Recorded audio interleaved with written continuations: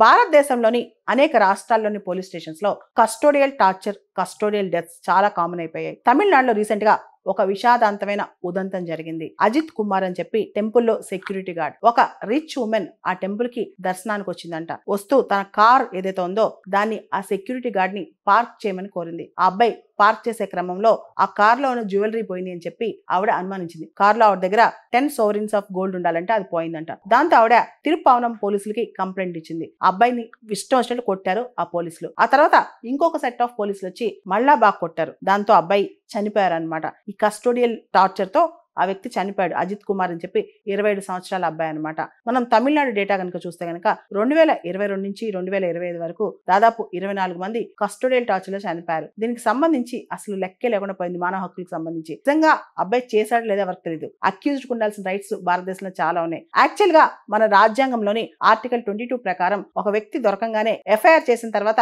With in 24 hours లోపల అతని judge ముందు ప్రవేశపెట్టాలి. చాలా మంది పోలీసులు అసలు ఎఫ్ఐఆర్ చేయరనమాట. కస్టోడియల్ టార్చర్ చేస్తారు. మన రాజ్యాంగంలో ఆర్టికల్ 20 clause 3 ప్రకారం no person shall be compelled to be witness against himself. అంటే బలవంతంగా సాక్ష్యం చెప్పించడానికి ట్రై చేయకూడదు. ఆ క్రమంలో పోలీసులు చాలా మంది కొడతారని చెప్పి అసలు మనిషి రాగానే ముందు ఎఫ్ఐఆర్ చేసేసేయాలని చెప్తారనమాట. ఈ కేసులో ఎఫ్ఐఆర్ జరగలేదు, ఏమీ జరగలేదు. జరగకుండా ఈ అబ్బాయిని కొట్టి టార్చర్ చేశారనమాట.